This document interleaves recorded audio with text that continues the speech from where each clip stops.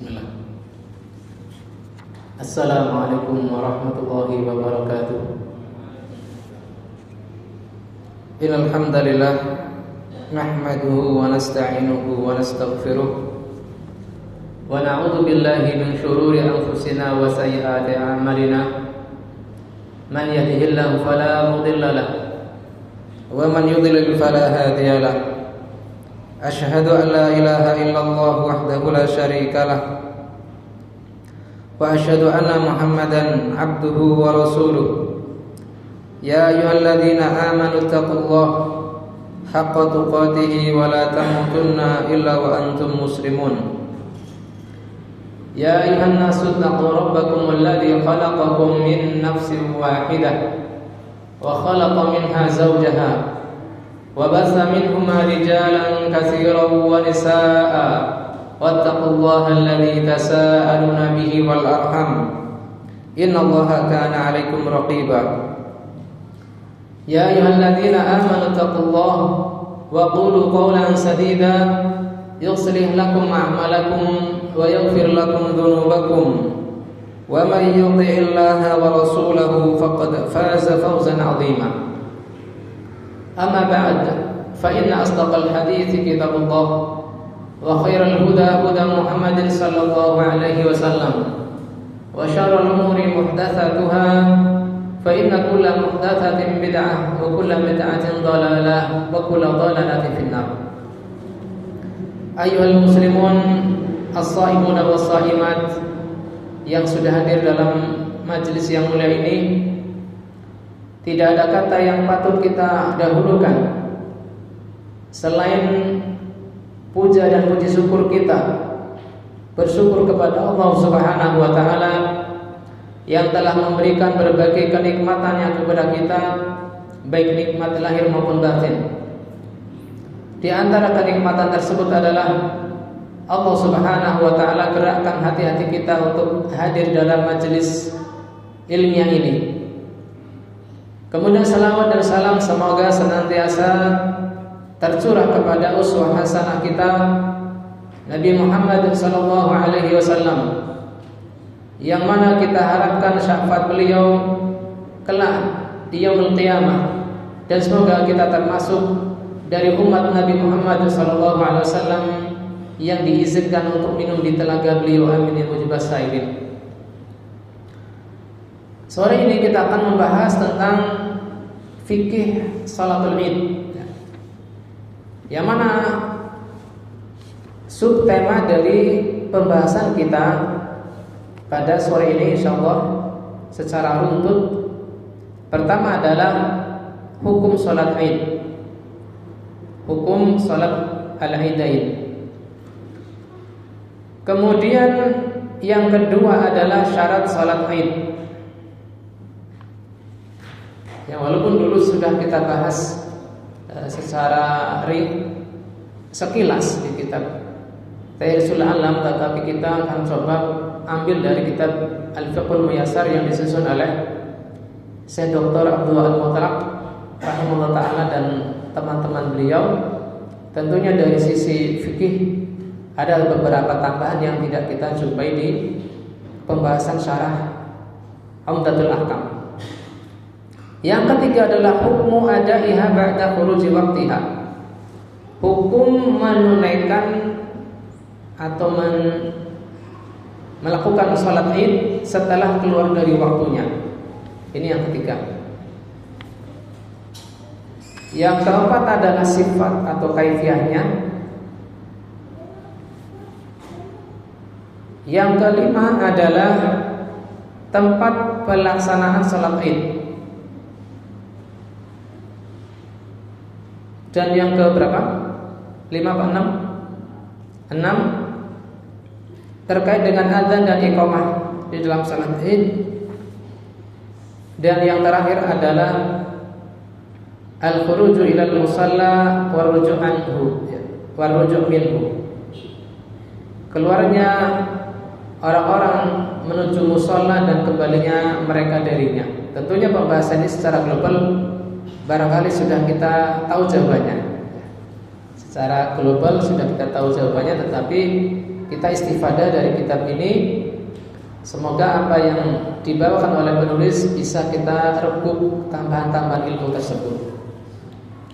Namun sebagai bonus sebagai antum yang datang lebih awal dan bagi para mu'takifin, ini jangan bercanda ya, di tempat kajian ini jangan bercanda. Nanti konsentrasi para jamaah terlewat ya, terganggu. Bonus untuk para hadirin yang datang lebih awal, oleh lebih awal bahwasanya di Masjid Imam Syafi'i Pekalongan ada daurah manhajiyah yang dibawakan oleh Ustaz Bahtiar Abdul Izal hafizallahu taala, salah satu pengajar dari Al-Irsyad Tengaran. Yang mana beliau saat ini yang belum selesai daurahnya membahas tentang prinsip dakwah salaf terkait dakwah. Prinsip salaf terkait dakwah. Ada salah satu yang menarik untuk saya sampaikan. Mungkin bisa jenengan catat. Prinsip yang pertama nanti akan saya tekankan di bagian tertentu agar kita pemahamannya semakin meluas.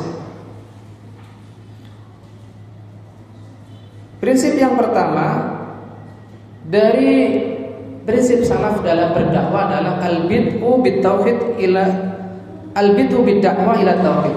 Memulai dakwah kepada tauhid, sebagaimana hal ini dicontohkan oleh para anbiya.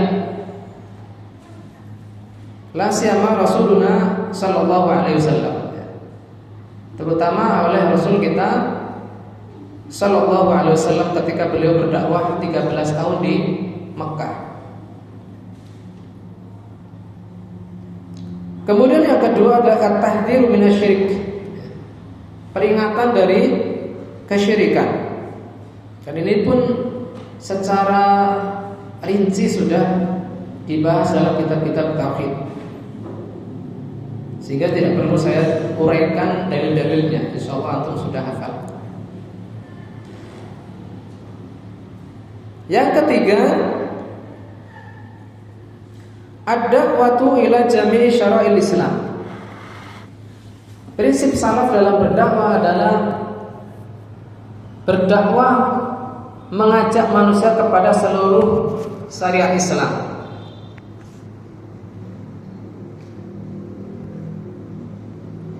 Yang keempat adalah la da'wata illa bi ilmin.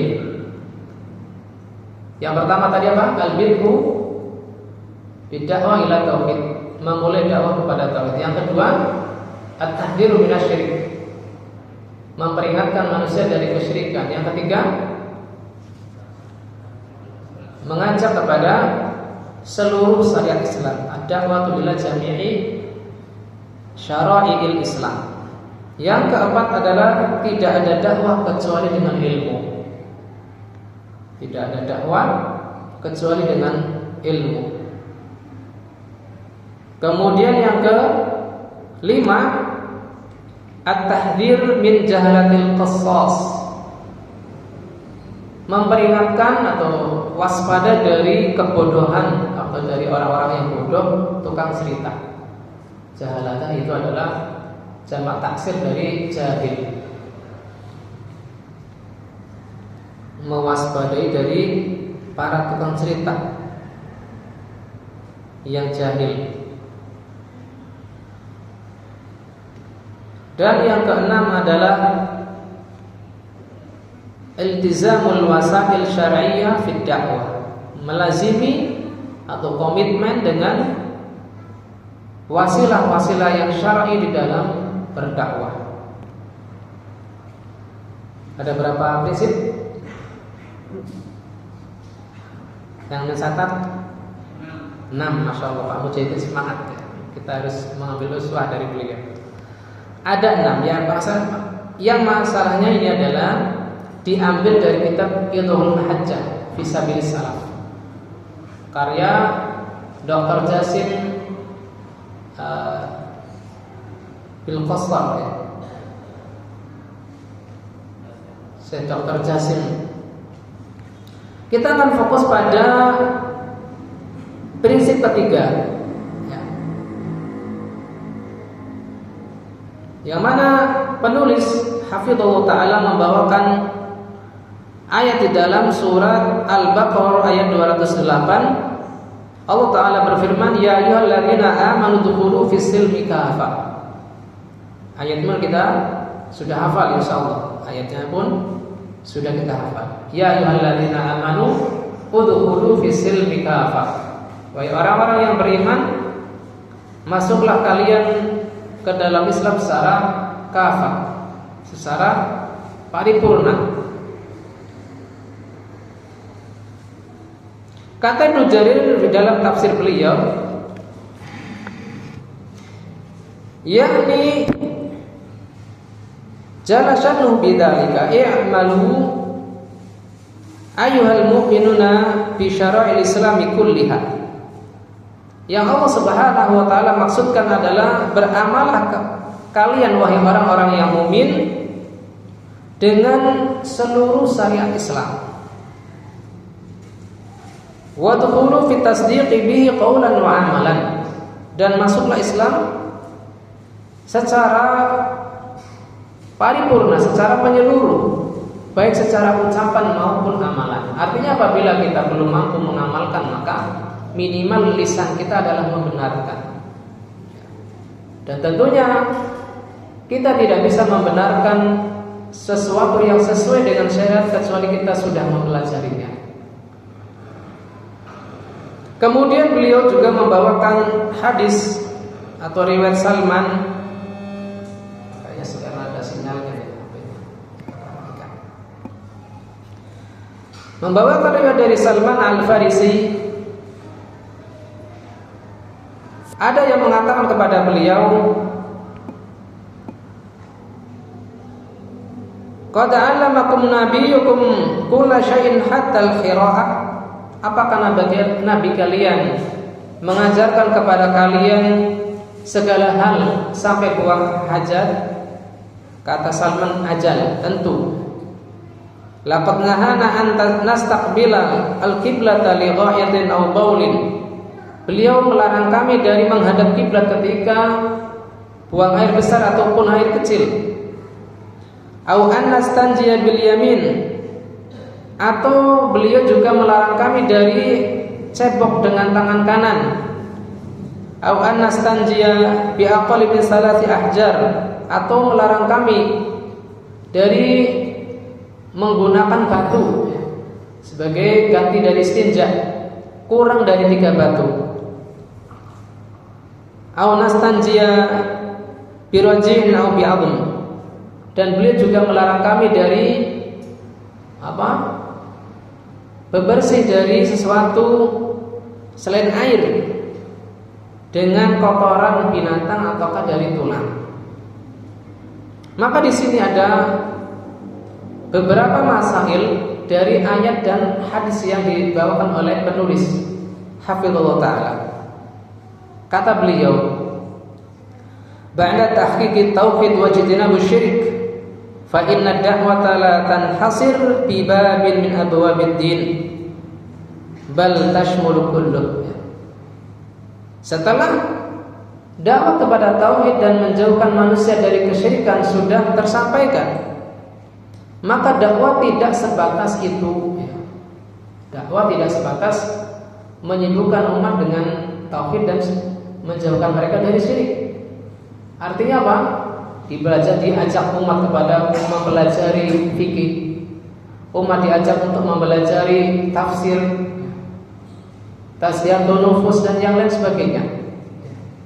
Jangan sampai karena alasan kita sibuk dengan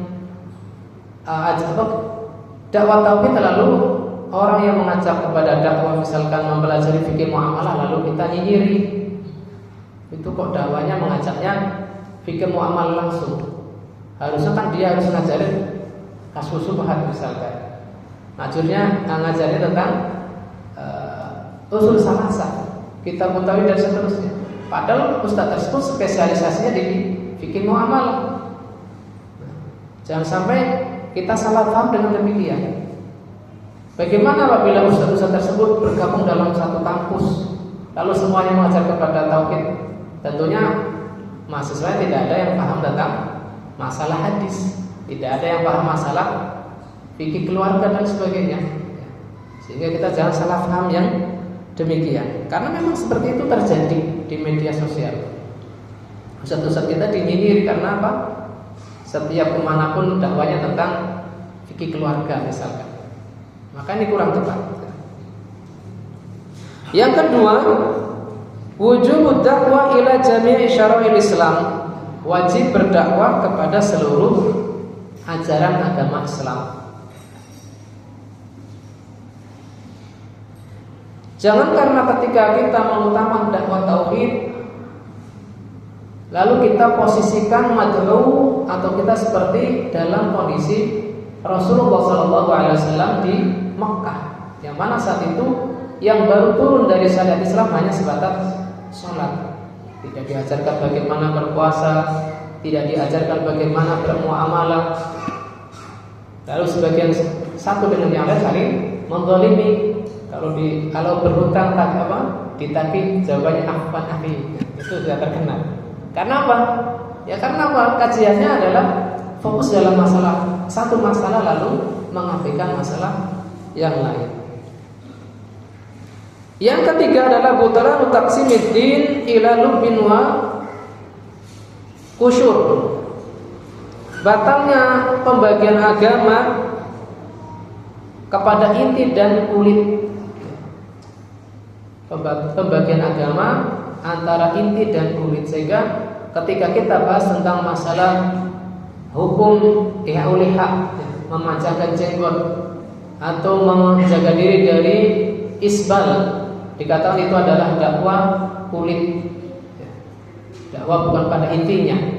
Intinya adalah kejayaan umat misalnya. Maka ini adalah anggapan yang keliru. Karena seluruh ajaran Islam adalah inti, tidak boleh dikesampingkan satu dengan yang lainnya. Faidah keempat adalah inhiraful jama'at allati tahmalu fi da'watiha jawanib min ad-din. Ya. Penyimpangan beberapa kelompok dakwah yang mengabaikan dakwahnya dalam beberapa sisi agama. Ya, penyimpangan beberapa jamaah atau kelompok dakwah yang di dalam dakwah mereka mengabaikan beberapa sisi dakwah. Yang dahulu dikenal anti tahayul bid'ah khurafat, lalu sekarang sibuk masalah ekonomi misalkan.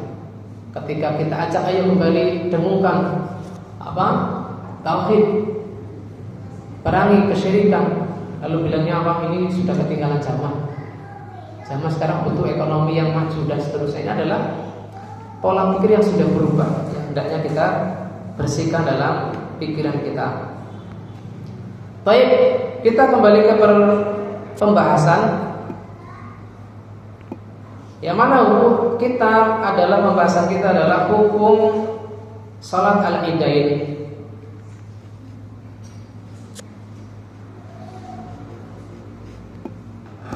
Namun sebelum kita membahas tentang hukum salat Id, maka kita akan bahas tentang apa itu Id. Kita akan bahas apa itu Id.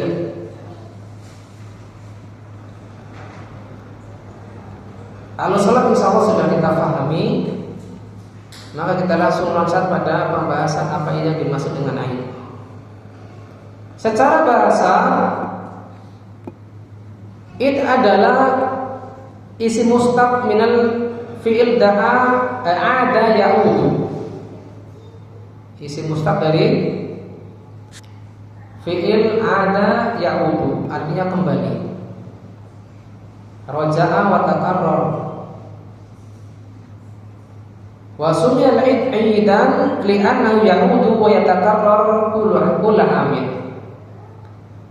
Id disebut Id, hari raya. Mengapa disebut hari raya? Karena dia adalah li'annahu ya'udu wa yatakarrar. Karena dia terus berulang-ulang setiap tahun. Itu alasannya. Ibnul Athir mengatakan sumiyal id bihadzal ism li'annahu ya'udu kull sana bi farahin mutajaddid. Hari raya disebut Aid karena dia akan kembali setiap tahun, berulang-ulang dijadikan peringatan setiap tahun. Bi farahin mutajaddid, dengan diperbarui kegembiraan. Adapun secara istilah, Id adalah yaumun maksus syar'an, hari khusus secara syar'i. Fihi ijtima'ul muslimina liidharil farh wal ibadah. Yang di dalamnya kaum muslimin berkumpul untuk menampakkan kegembiraan dan ibadah. Hari khusus secara syar'i yang di dalamnya ada perkumpulan atau ijtima', bertemunya kaum muslimin untuk menampakkan, untuk memperlihatkan kegembiraan dan ibadah. Maqrunun bi shalatin wa khutbah, yang dikait dengan salat dan khutbah. Yang dimaksud secara tahunan adalah Idul Fitri dan Idul Adha. Pertanyaannya, apakah ihtifal bi Maulid Nabi sallallahu alaihi wasallam yu'tabar min al-aid min a'yadil muslimin? Maka di sini ada perbedaan pendapat. Karena secara istilah kita katakan bahwasanya Id adalah Aid itu fil Islam huwa yaumun ya'udu yataqarrar bi farahin wa ibadah. Hari yang berulang setiap tahun, yang di dalamnya diadakan ibadah dan kegembiraan. Makrunun bi shalawatin aw sya'airin muayyanah, yang terkait dengan salat-salat ataukah syiar-syiar secara tertentu. Kata Nabi sallallahu alaihi wasallam, inna likulli qaumin 'aidan wa inna hadza 'aiduna. Setiap umat atau setiap kaum ada hari rayanya mereka, dan ini adalah hari raya kita, kata Nabi sallallahu alaihi wasallam.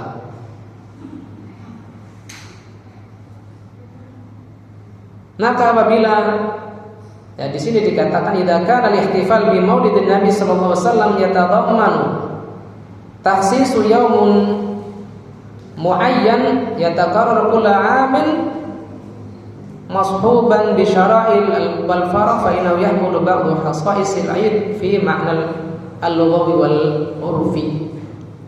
Apabila peringatan Maulid Nabi berisi sesuatu yang diulang setiap tahun, ya di dalamnya ada syiar-syiar dan kegembiraan, maka ini bisa masuk dalam pengertian Id secara lughawi dan kebiasaan.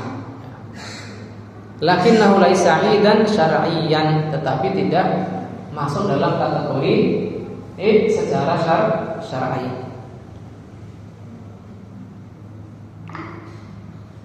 Anda ingin lihat antum secara wajahnya. Kalau di sini harus pas ini, tetapi kalau lihat antum nggak jelas. Sekilas mirip sama teman-teman ya.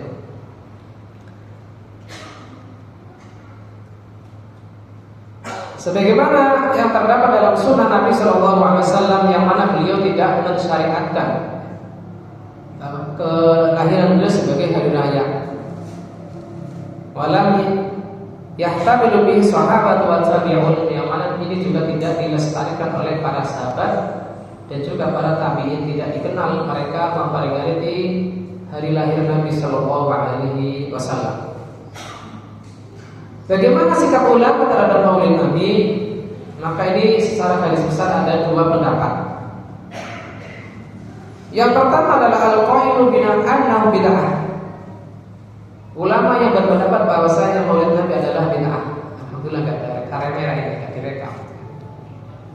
Di antaranya adalah Ibnu Taimiyah, kemudian Imam Syafi'i, Syekh bin Baz, dan Syekh Al-Albani adalah termasuk yang membid'ahkan peringatan tersebut. Tentunya ulama-ulama lain yang tidak bisa kita sebut satu persatu.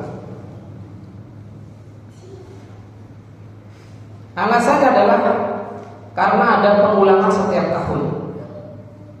wa yu'azzimu fihi al-yawm bi'ibadat, yang mana mereka yang memperingatinya adalah mengagungkan hari tersebut dengan berbagai ibadah dan perayaan.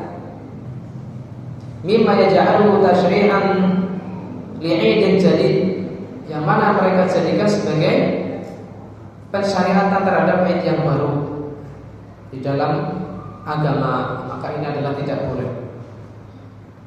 Ibnu Taimiyah dalam I'tidah Shiratal Mustaqim beliau mengatakan lam yakun fil quruni as-salatil mufaddalah walau kana khairan lasabaquna ilaihi fa innahu yakunu min jinsil a'yadil muhdatsah.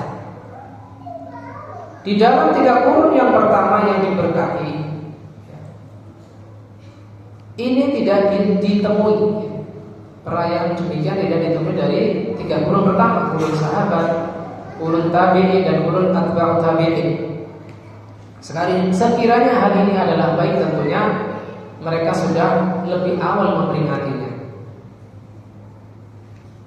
Fa innahu yakunu min jinsil a'yad al-muhdatsah, karena peringatan kelahiran Nabi Muhammad SAW adalah termasuk dari hari Id yang baru. Adapun ulama-ulama yang membolehkan adalah semisal Al-Imam Suyuti, Ibnu Hajar dan Ibnu Abidin rahimahumullah. Yarawna anal maulida laisa idan syar'iyyan. Mereka memandang bahwasanya peringatan al-ihtifal bi maulidin Nabi sallallahu alaihi wasallam bukan termasuk id yang syar'i. Lakinnahu mujarrad izhar Muhammadin Nabi mahabbatin Nabi sallallahu alaihi wasallam. Karena menurut mereka peringatan kelahiran Nabi sallallahu alaihi wasallam hanya sebatas memperlihatkan kecintaan mereka kepada Nabi sallallahu alaihi wasallam bisyartin, dengan syaratnya. Bisyartin an yakhluwa minal bid'ah wal munkarat. Dengan syarat kosong dari berbagai bid'ah dan kemungkaran. Masalahnya kan di dalam peringatan tersebut ada beberapa yang dikhawatirkan oleh para ulama yang membolehkan. Di antaranya apa? Keyakinan adanya kehadiran Nabi Sallallahu Alaihi Wasallam yang mereka sebut sebagai apa? Mahalul qiyam. Nah, di sini hal yang cukup unik yang disebutkan oleh Al-Imam Ibnu Hajar Al-Asqalani mengomentari keyakinan tersebut, yang walaupun mereka beliau rahimahullah taala termasuk yang membolehkan, tetapi di sini beliau memberikan warning ya. Memberikan apa sabarnya? Warning tentang keyakinan tersebut.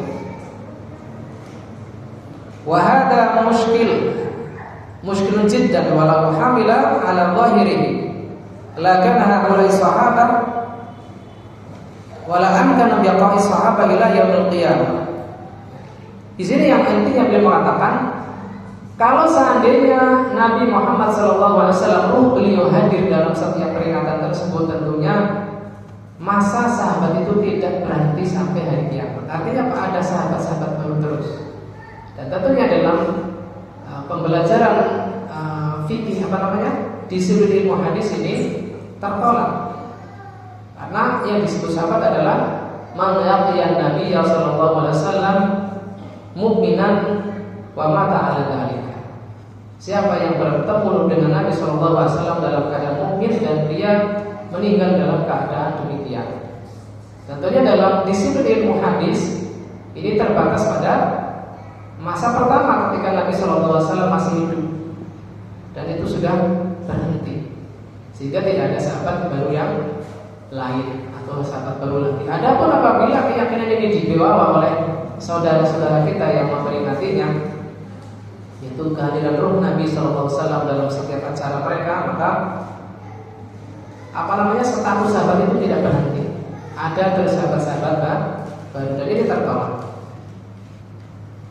Dan tentunya apabila kita tinjau bagaimana peringatan tersebut, tentunya banyak sekali penyimpangan, misalkan ikhtilat, ya, bercampur baur antara laki-laki dan perempuan tanpa hijab, kemudian ada rokes dan tarian, kemudian ditabuhnya tubul, ya, kendang dan lain sebagainya, banyak sekali. Dengan dalih itu adalah bentuk izharul mahabbatin Nabi sallallahu alaihi wa ala alihi wasallam, memperlihatkan kecintaan terhadap Nabi Muhammad sallallahu alaihi wasallam. Baik. Kita masuk pada hukum salat al-Id. Di sini dikatakan bahwa para ahli fikih berbeda pendapat dalam hukumnya. Para ahli fikih berbeda dalam menyikapi hukum salat Id. Menjadi 3 pendapat. Yang pertama adalah fardhu ain. Yang pertama apa? Fardhu ain. Dan ini dibawakan oleh kalangan Hanafiyah dan dipilih oleh Syekhul Islam Ibnu Taimiyah. Mereka beristidlal dengan hadis Nabi sallallahu alaihi wasallam, dengan hadis fi'li Nabi sallallahu alaihi wasallam bahwasanya beliau tidak pernah meninggalkannya. Bi anna Nabi sallallahu alaihi wasallam waqaba 'alaiha min duni tarkiha walau marrah wahidah. Nabi sallallahu alaihi wasallam senantiasa melaksanakan salat Id dan tidak pernah terdapat riwayat beliau meninggalkan salat Id ini walaupun sekali. Yang kedua, alasan kedua, wa amara nisaa bil khuruj ilaiha. Alasan kedua adalah Nabi sallallahu alaihi wasallam memerintahkan para perempuan untuk keluar menuju ke tempat salatnya. Hatta haid amara bidzalik. Sampai wanita-wanita haid pun diberitakan untuk keluar menghadiri prosesi pelaksanaan salat Id.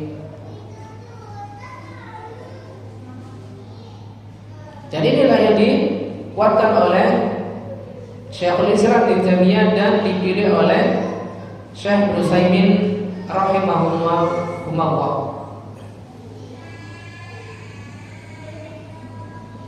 Yang kedua adalah madzhab ilahil Malikiyah wa Syafi'iyah ila anna salatul Id sunnatun muakkadah.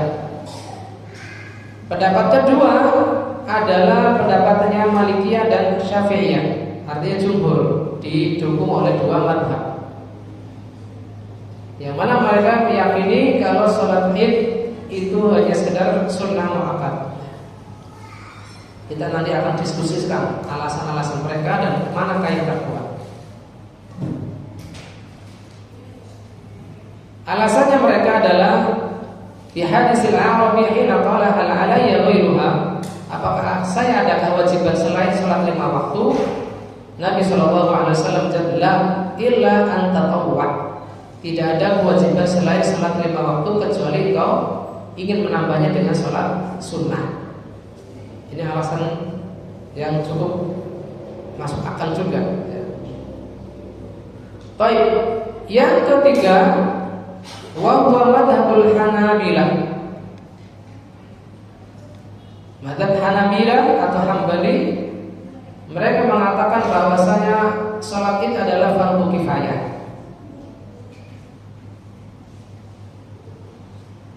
Yang artinya adalah idza qama bihil ba'du saqata 'anil baqi. Apabila sebagian melaksanakan maka yang lain gugur dari kewajiban melaksanakan salat Id. Wa bihadza aftatatil lajnatul daimatu lil buhusil ilmiyah wal ifta fi Saudiyah. Dan inilah yang dipilih oleh lajnah daimah di Saudi yang mengatakan bahwasanya salat Id adalah hukumnya fardu kifayah. Kata penulis wa hadza huwa shawab. Ya, ini adalah pendapat yang kuat yang mendekati kebenaran. Li fi'lihi sallallahu alaihi wasallam.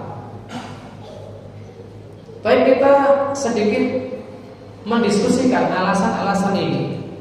Manakah yang terkuat? Alasan pertama dari pendapat pertama adalah Nabi sallallahu alaihi wasallam senantiasa mengerjakan. Maka apabila hanya ditinjau dari ini, tentunya banyak hal yang Nabi SAW senantiasa mengerjakannya, tetapi tidak bisa kita langsung simpulkan hal itu wajib.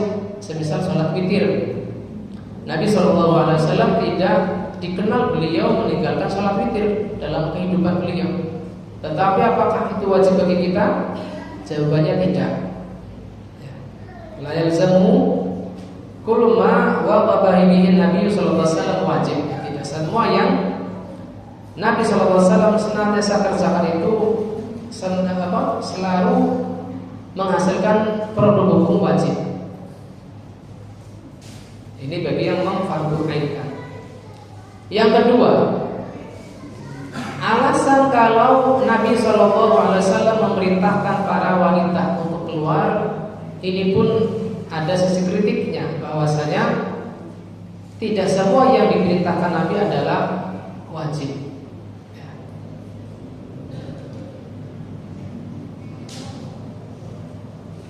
Maka di sini apakah yang menyunahkan ini juga kuat? Ini juga belum tentu, bahwasanya ketika Arab Badui menanyakan apakah ada sholat wajib lain selain sholat 5 waktu, Nabi menjawabnya tidak. Maka ini bisa ditilik bahwasanya adalah sifatnya harian. Yang sifatnya pekanan ada sholat Jumat, dan ini pun ternyata wajib. Adapun pendapat ketiga, bahwasanya pendapat sholat Id adalah fardu kifayah, kalangan Hambali ini adalah mengkiaskan dengan sholat Jumat. Ternyata pun ini ada sisi celahnya, yang mana kita menyimpulkan dan dikatakan sendiri oleh Syekh Abdul telah ketika beliau membahas tentang sholat Jumat, beliau mengatakan fardu ain. Makanya kan ini tidak setiap ulama kita taklid dalam satu ulama atau satu madhab. Karena apa? Setiap manusia bisa diterima dan bisa ditolak perkataannya kecuali pemilik kubur, yaitu Nabi Muhammad SAW. Hal yang menjadikan kita condong kepada fardu ain, walaupun Syekh Abdul telah mengatakan beliau lebih condong kepada fardu kifayah.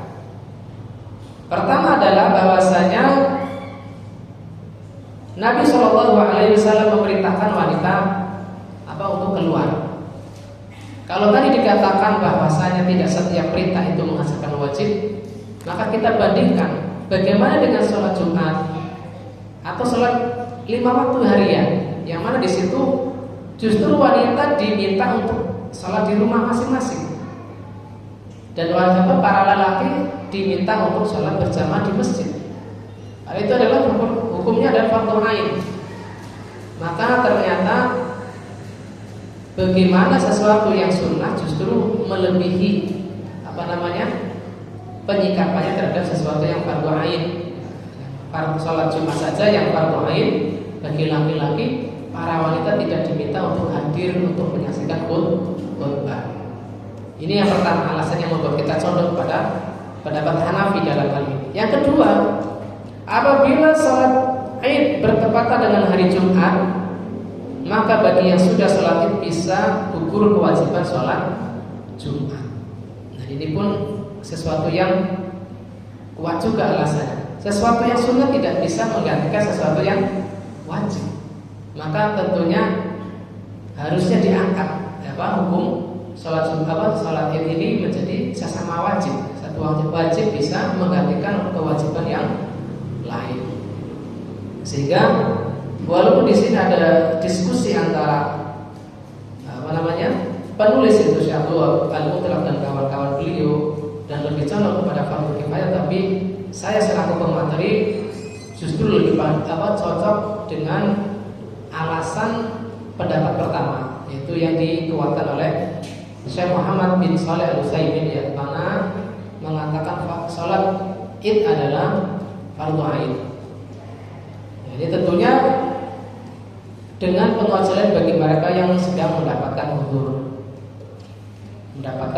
udzur, semisal Pak Satpam yang sedang berjaga, para perawat di rumah sakit, Para polisi yang sedang bertugas tentunya tidak dipaksakan. Jangan sampai bagaimana kalau fardu ain sedangkan saya tidak ada tugas, ya tidak, dia diwajibkan. Karena apa?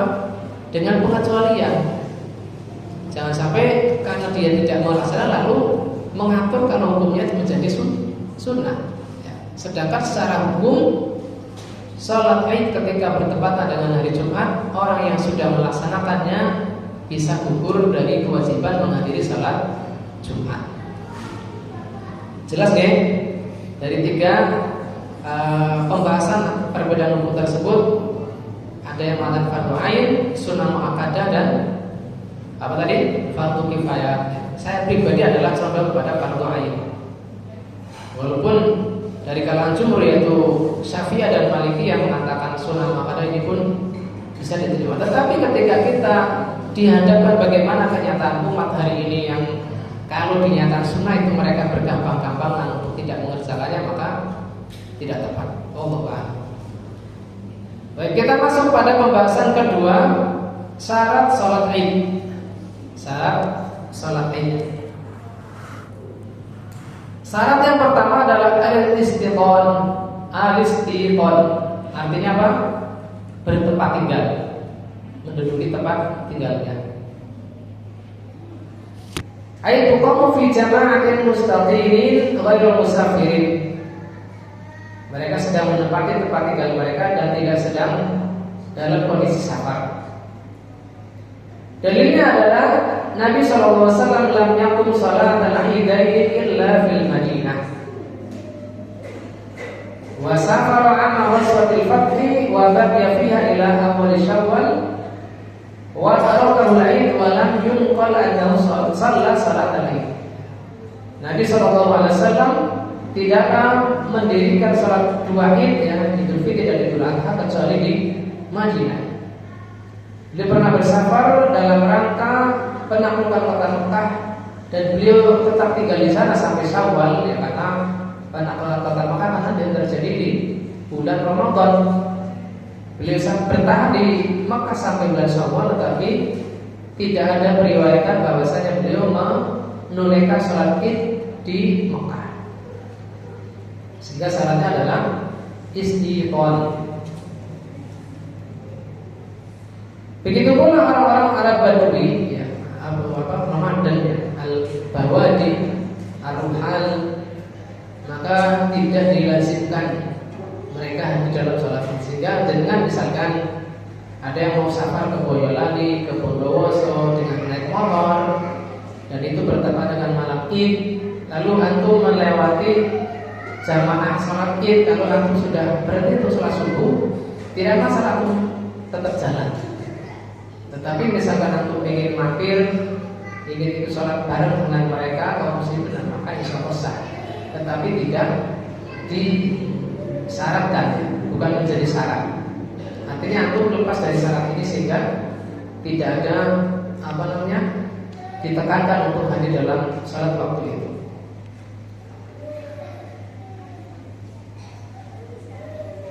Yang kedua adalah al-adad atau jumlah. Disyaratkan untuk hadir dalam sholat Id apabila sudah memenuhi syarat secara jumlah, sebagaimana hal ini disyaratkan dalam sholat Jumat. Kita coba cek bagaimana penulis membahas tentang syarat jumlah ini di dalam sholat Jumat. Di sini pun terjadi perbedaan pendapat. Saya cepatkan saja karena waktu hampir selesai. Kalangan Syafi'iyah dan Hambali mengatakan syarat minimal dilaksanakan sholat Jumat adalah 40 orang laki-laki. 40 orang laki-laki tajibu fi haqqihim al-jum'ah, yang mana 40 orang laki-laki ini ada kewajiban untuk hadir dalam sholat Jumat, bukan hanya sekedar 40 saja. Barangkali 40 itu ada anak-anaknya, ada perempuannya, maka ini belum mencapai jumlah yang diinginkan. Kemudian yang kedua, Malikiyah memberikan syarat jumlahnya 12 orang. Kemudian pendapat ketiga adalah kalangan Hanafi ila anna tana'aqidu biwahidin siwal imam. Minimal makmumnya satu. Wakila bisalah sati siwal imam. Ada yang mengatakan minimal makmumnya ada 3. Wasohi kata penulis, anal jamaah tatahaqqaq li jum'atin di salah satu hadis yahtub. Adapun Syaikhul Mutlaq mengatakan Jumat bisa sah apabila minimal 3 orang. Salah satunya adalah berkhutbah. Artinya apa? 1 imam 2 makmum. Ya. Dan ini yang kita bawa kepada pembahasan syarat jumlah di dalam sholat Id. Dan ini cocok ketika waktu kemarin Covid. Setiap orang melaksanakan di rumah masing-masing karena dilarang untuk hadir dalam perkumpulan besar. Ya, karena pembahasan tentang jumlah 40 kemudian 12 ternyata di sana ada diskusi bahwasanya itu bukan pembatasan. Hanya menunjukkan kondisi saat itu adalah 40 orang sehingga tidak bisa dijadikan syarat kalau itu adalah syarat minimal.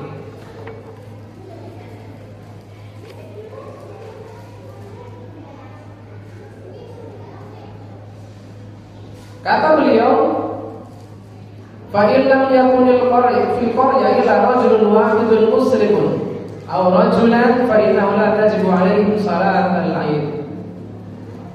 Apabila dalam sebuah kampung tidak ada orang melainkan 1 laki-laki atau 2 laki-laki saja, maka mereka tidak wajib mendirikan salat Aid. Kemudian kita masuk pada syarat ketiga, syarat waktu. Disyaratkan salat Id adalah setelah masuk waktunya. Masuknya waktu Id adalah semisal waktu duha. Waktu duha yaitu ketika matahari meninggi seukuran 1 tombak dari setelah kemunculan 1 bulatan matahari tersebut. Dan ini kira-kira 1/4 jam setelah waktu suruh. Tadi adalah pendapat jumhur. Adapun kalangan Syafi'iyah, mereka berpendapat bahwasanya waktu sholat Id adalah antara tulu'u syamsi wa zawal duha. Antara dari keluarnya matahari sampai waktu zuhur. Agak luas bagi Syafi'iyah.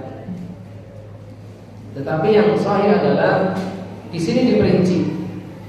Apabila sholat Id, sholat Idul Fitri, maka disunahkan untuk diundur.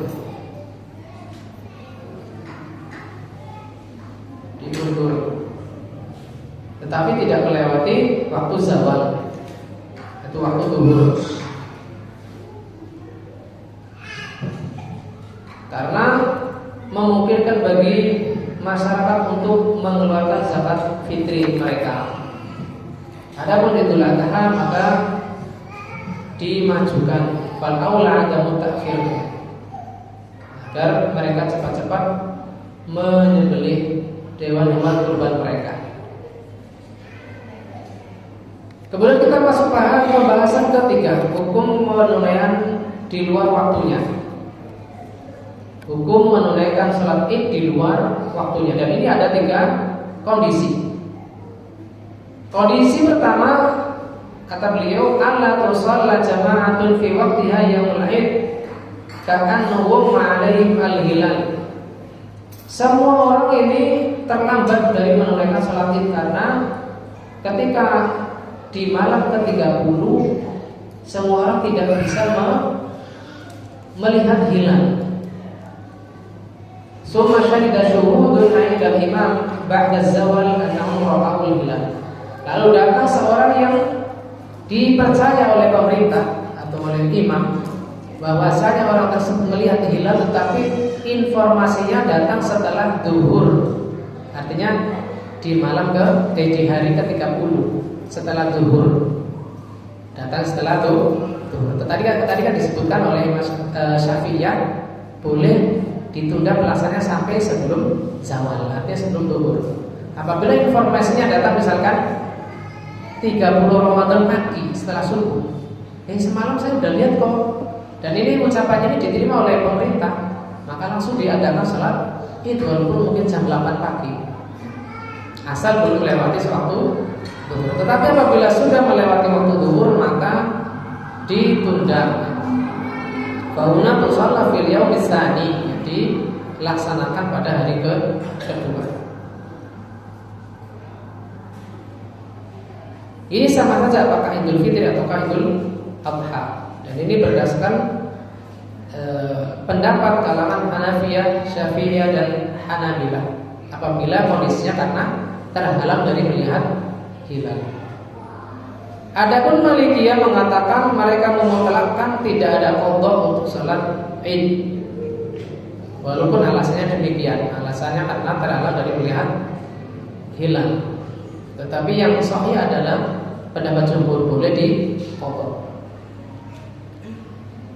Kemudian kondisi kedua, antu ada fi jama'atin wa tafutu ba'dun nas. Ya. Salat Id sudah dilaksanakan oleh mayoritas umat, tetapi sebagian orang tertinggal. Maka ini diperselisihkan pendapat oleh kalangan ulama. Kata Hanafiyah tidak bisa diqadha bila sudah lewat. Dia datang ke mushola, ternyata sudah salam imamnya, sudah salam, tinggal khutbah. Maka menurut Hanafiyah ini tidak ada qadha maka dan udzur, apapun alasannya, apakah karena menunda-nunda atau karena kesiangan. Kata mereka karena ini adalah salat khusus sehingga tidak disyariatkan kecuali dalam waktu yang khusus dan ketentuan yang khusus. Sehingga falabuda min takamuliha jami'an, sehingga syarat tersebut harus terkumpul semuanya. Adapun kalangan Syafi'iyah bahwasanya boleh diqadha bagi yang sedang terlambat, munfaridan kana au jama'atan, baik yang terlambat satu orang perorangan ataukah berjamaah.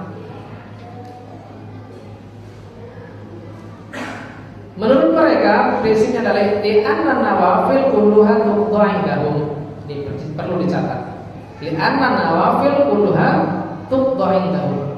Kita tadi sudah membahas hukum salat Id menurut Syafi'i adalah sunnah muakkadah, sehingga apabila terlambat maka bisa diqadha. Tetapi cara mengqadhanya nanti adalah bagi yang dilaksanakan di lapangan adalah orang yang terlambat tersebut duduk dulu untuk menyimak khutbah, baru setelah membubar dia berdiri untuk sholat.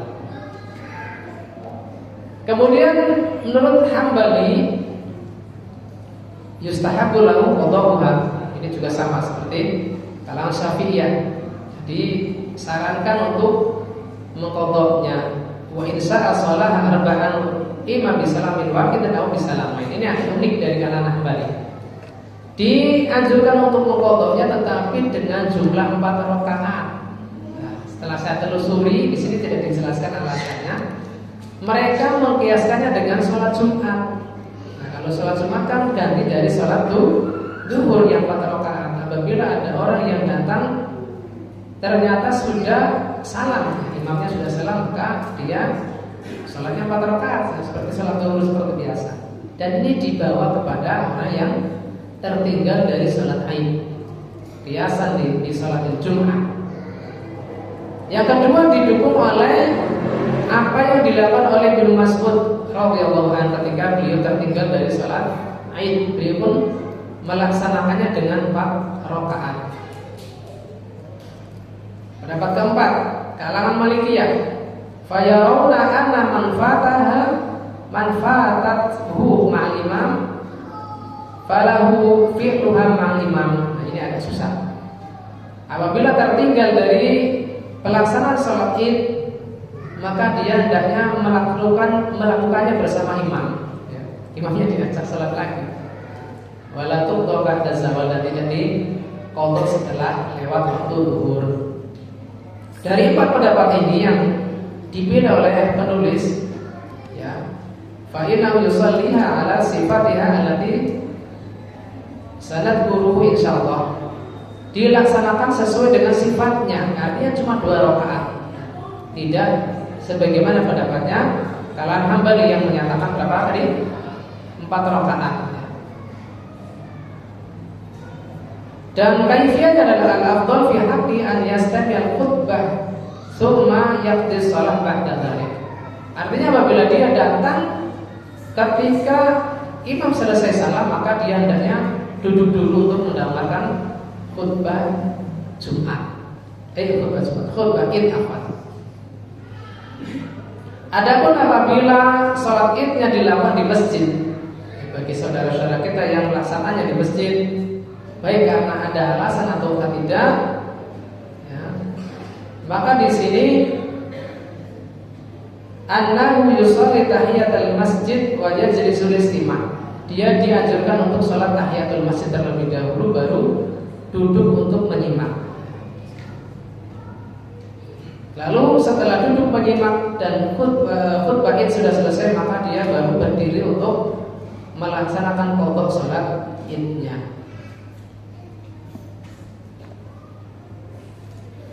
Kondisi ketiga, an yu'akhkharu sholat al-mayyit li ghairi udhrin hatta fata waqtuha. Bagi yang terlambat dari sholat Id tanpa adanya alasan, apakah karena informasinya terlambat atau tadi karena kesiangan, tetapi dia memang bermudah-mudahan karena begadang, mungkin karena itu terkeliling ya, sampai jam 1, jam 2, nah ternyata subuh kelewat, apalagi sholat Idnya, apakah dia bisa mengqadha atau tidak? Sebagian fuqaha mengatakan diperinci apakah ini sholat Idul Adha ataukah Idul Fitri. Karena menurut mereka kalau sholat Idul Adha boleh diqadha sampai hari tasyrik. Adapun untuk sholat Idul Fitri maka hanya ada batas mengqadha sampai waktu zuhur saja.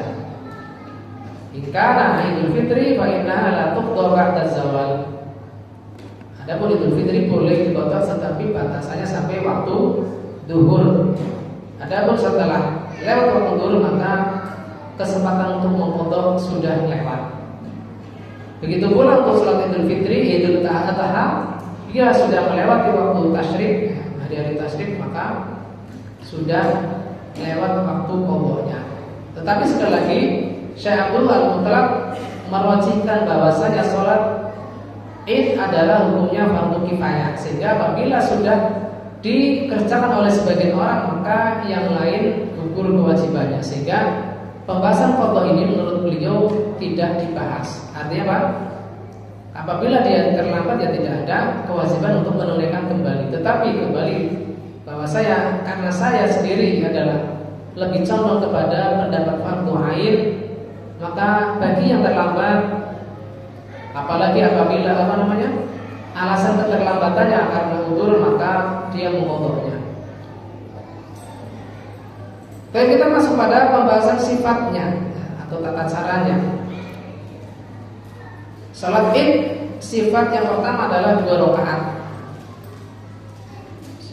Ini sudah disepakati oleh para ulama. Yang kedua, pada rakaat pertama setelah takbiratul ihram ada takbir ziyadah.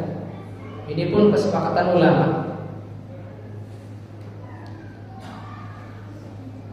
Adapun jumlahnya maka ini diperselisihkan ulama. Syafi'iyah mengatakan bahwasanya takbir ziyadah ada 7 takbir. Anahu sab'un fi raqatil ula. Di antara takbiratul ihram sampai bacaan Al-Qur'an. Dan pada rakaat kedua ada 5 takbir. Dalilnya adalah bahwasanya Nabi sallallahu alaihi wasallam kabbara fi 'idin sintai asyrata takbirat. Nabi sallallahu alaihi wasallam bertakbir dalam salat Id 12 kali. Sab'an fil ula wa khamsan fil akhirah. 7 takbir di rakaat pertama sebelum bacaan Al-Fatihah dan 5 pada rakaat kedua. Adapun pendapat Malikiyah dan Hambali, mereka berpendapat bahwasanya takbir pertama adalah 6 takbir.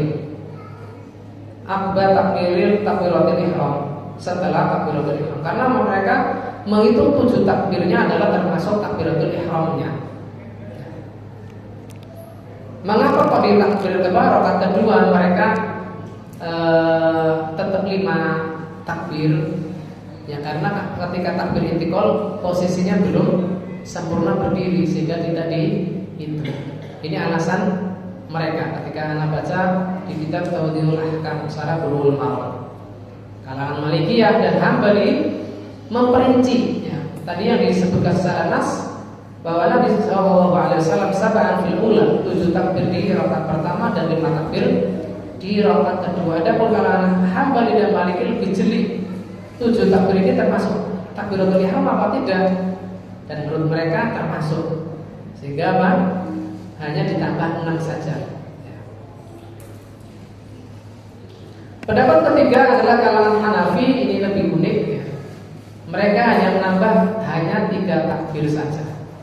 Hingga salas, wajah salas takbiratin pada takbiratul ihram wa ruku' fil ula wa misluha aydan baina takbiratul qiyam wa ruku' fi ar-raka'atis tsaniyah.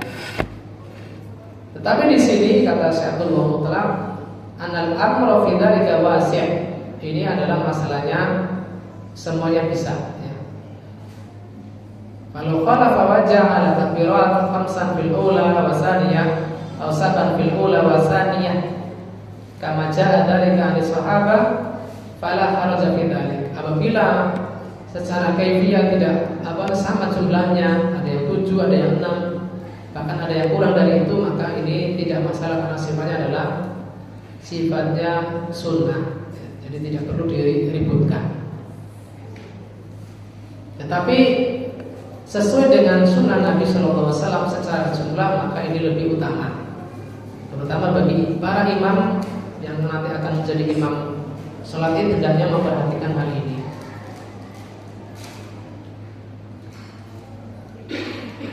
Apakah ada zikir khusus dalam takbir ziyadah? Maka di sini dari kanan Hambali, termasuk dari yang dibaca atau dipilih oleh Imam Syafi'i sendiri, bacaannya adalah ketika di sela-sela takbir membaca Allahu Akbar kabira, atau mau ditakkirkan biar kita latihan. Dan ini bisa kita latih. Barangkali dulu kita bacanya subhanallah walhamdulillah wala ilaha illallah Allahu akbar. Barangkali itu bacanya. Insyaallah kita sudah pada hafal. Nah, ini menurut Hambali dan menurut Syekh Abdullah Al-Basam dalam kitab Tawdihul Ahkam, ini yang dipilih oleh Imam Syafi'i. Baca adalah silang ditirukan Allahu akbar kabira. Walhamdulillahi katsira. Wa subhanallahi bukratan wa asila. Wa sallallahu ala Muhammadin nabi. Ini bisa dituliskan sendiri ya, apa? Salawatnya sallallahu ala nabi Muhammad wa ala alihi dan seterusnya. Intinya apa? Yang pertama adalah takbir, yang kedua tahmid, yang ketiga ada tasbih, dan yang keempat apa? Shalawat. Dan pilih apa? Lafal yang dipilih oleh Al-Imam Syafi'i adalah lafal ini. Allahu akbar kabira walhamdulillahi katsira wa subhanallahi bukratan wa asila wa sallallahu ala Muhammadin wa ala alihi wa sahbihi wa sallam. Lalu takbir Allah. Tapi biasanya antar takbirnya terlalu dekat ya.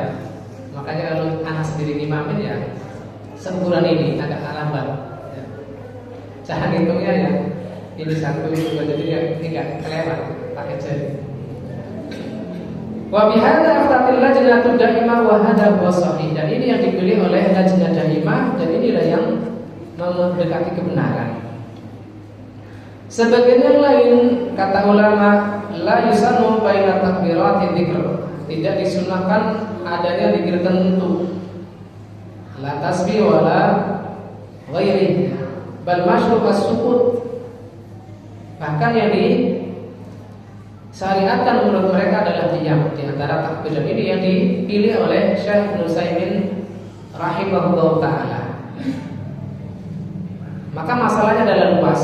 Antum pilih diam boleh, pilih baca zikir boleh. Karena kalau secara marfu kepada Nabi maka tidak ada lafal tertentu. Tetapi bila ditinjau kepada lafal yang mauquf sampai para sahabat Nabi, ternyata mereka membaca ini, membaca zikir. Jadi ini adalah amalan para sahabat Nabi sallallahu alaihi wasallam. Yushra'u lil musalli an yarfa'a yadayhi 'inda takbirati wa az-zawa'id. Disyariatkan bagi orang yang salat untuk mengangkat tangannya, ya, mengangkat tangannya ketika takbir zawaid, takbir tambahan. Kemudian disunahkan bagi imam untuk membaca pada rakaat pertama setelah Al-Fatihah adalah membaca Sabbihisma rabbikal a'la. Dan pada rakaat kedua adalah Al-Ghasyiyah, Al-Ataka haditsul Ghasyiyah.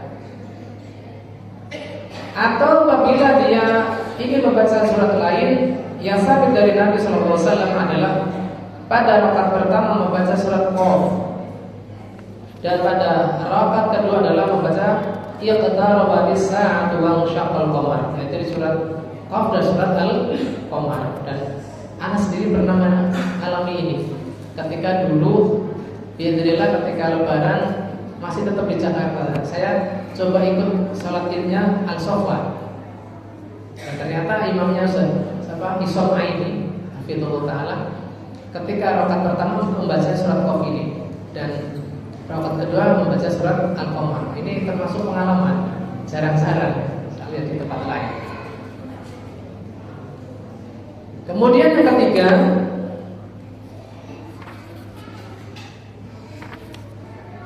idzan tahal imamu min salatihi khataban nas lakin hal yaktubu khutbatain kal jum'ah al-masnun khutbatan wahidah.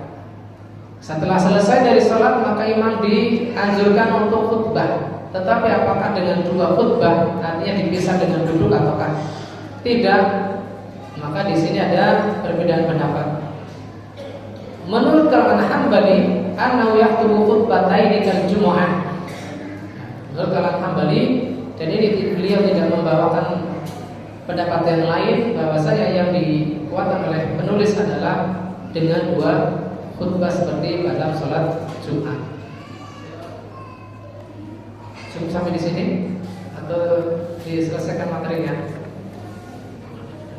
Kemudian tentang tempat sholat Id, ya, insya Allah sudah terjawab semua. Tetapi kalangan Syafi'iyah, qayyadu afdaliyati shalah fi shahrah bima idza kana al-masjid la yas'ul musalli.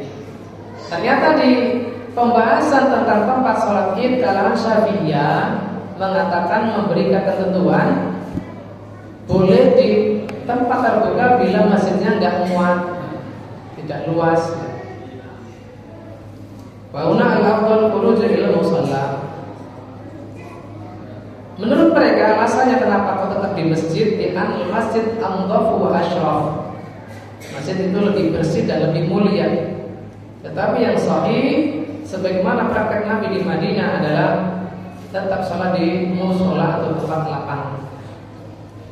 Bala yang bagi sholat fil jamaah illa li'udhrin. Bahkan tidak selayaknya bagi orang-orang yang sholat Id melaksanakannya di tempat sholat jami' kecuali karena udzur, misalkan banjir, becek misalkan karena semalam habis hujan, atau karena udara yang sangat dingin, dan alasan yang lain, atau dulu karena COVID gitu kan. Oh, kemudian ada di Iqamah, insya Allah sudah paham kita semua, tidak disyariatkan untuk ada di Iqamah. Lalu pembahasannya lebih terperinci, apakah dianjurkan membaca as-shalatu jami'ah? Nah, ini biasanya kita dengar. Kata penulis, sahabat ba'dul fuqaha ila annahu yunadi laha as-shalatu jami'ah. Tetapi kata beliau, wa sahih annahu la yushraq dzalik, tidak dianjurkan pembacaan as-shalatul jami'ah. Dan ini seingat saya ini adalah sebagaimana jawaban Syekh Abdul Aziz bin Baz rahimahullah, bahwasanya kalimat as-shalatul jami'ah itu hanya khusus ketika salat gerhana. Ya, lam yasbut 'anil Nabi sallallahu alaihi wasallam wala an ahadin nasahaba. Karena ini tidak sabit dari Nabi maupun kalangan para sahabat. Apakah ada salat qobliyahnya atau tidak? Maka jawabannya kembali kepada di mana tempat kita melaksanakannya. Bila dilaksanakan di tempat terbuka, di musola, maka tidak disyariatkan salat qobliyah. Artinya salat menunggu imam datang.